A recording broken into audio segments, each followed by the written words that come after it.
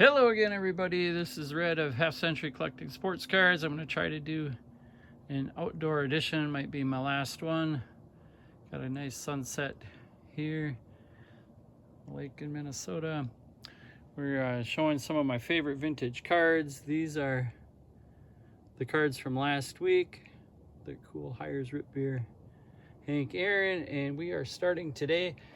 We are at, if it's a countdown, I guess it could be considered that, but we're at 166, counting down from 400 cards, and we're going with T206 card of maybe the greatest manager of all time, John McGraw, and I've got two of them.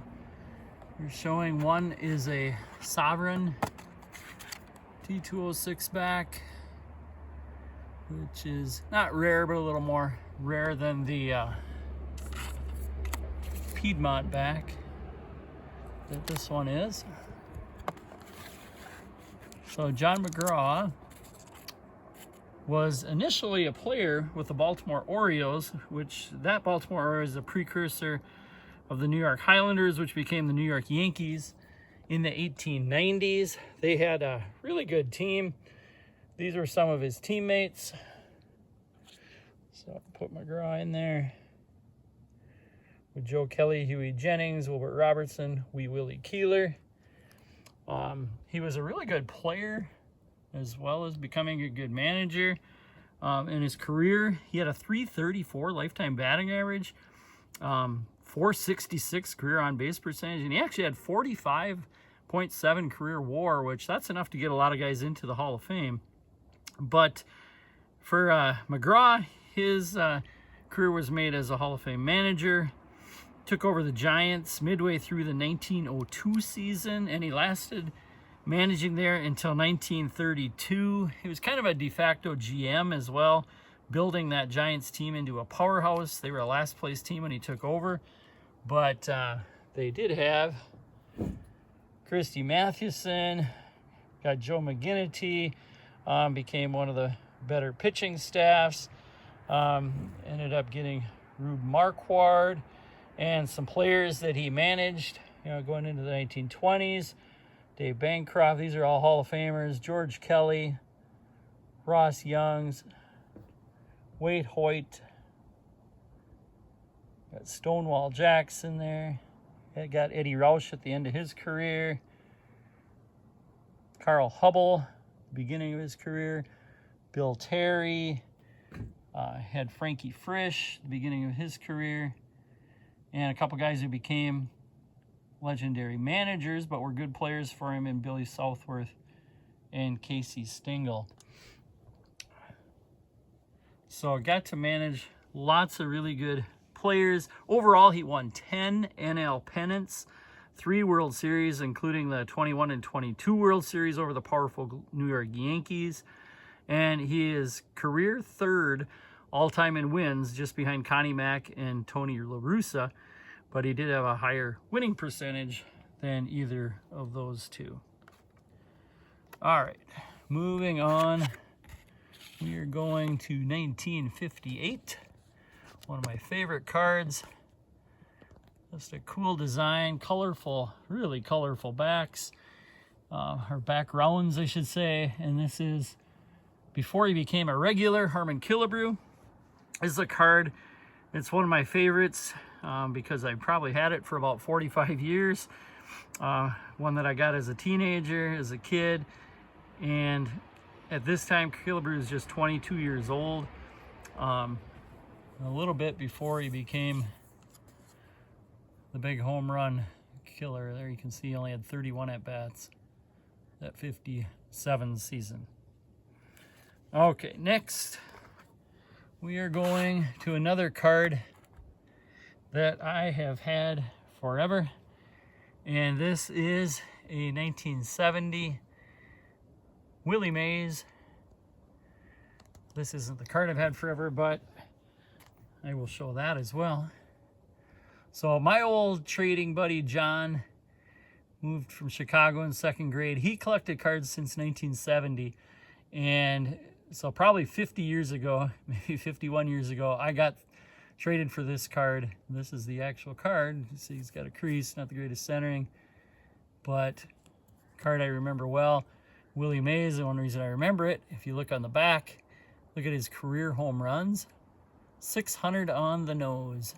So this is right when Mays hit his 600th career home run. You can see the nicer one I got because I ended up completing gradually a really good conditioned 1970 set, and got this card in there with those beautiful 1970 bright yellow backs.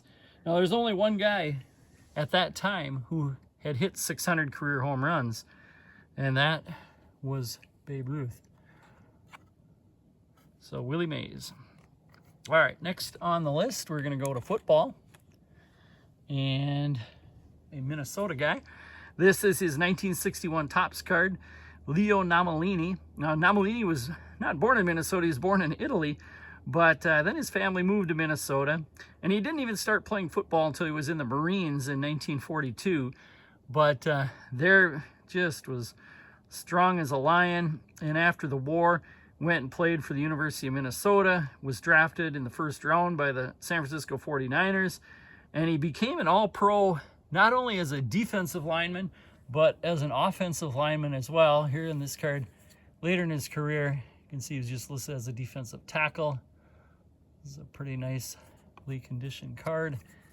But he was a two-time All-NFL player as an offensive tackle, and then a four-time All-NFL player as a defensive tackle. Now, besides his football, kind of note, he was famous as a pro wrestler, dubbed Leo the Lion, and he won a bunch of tag team wrestling championships. First, by partnering with Hombre Montana. He wrestled from 1950 to 1965, which is even a year longer than his NFL playing career. All right, and then we got one more, and that is, we're going to honor the recent World Series champion Los Angeles Dodgers by going to Brooklyn, and the Brooklyn Dodgers, Don Newcombe. Now, Don Newcombe was an all-time great Dodger who won 20 games in their 1955 championship season. You can see here the year they beat the New York Yankees in the World Series. And then you can see this year here, 56 won 27 games, 27-7. And unfortunately, that was really his last great year. Ended up with some arm troubles after that. But he started as a major leaguer back with the Newark Eagles of the Negro National League, where he teamed with catcher Roy Campanella, who later became his teammate with the Dodgers.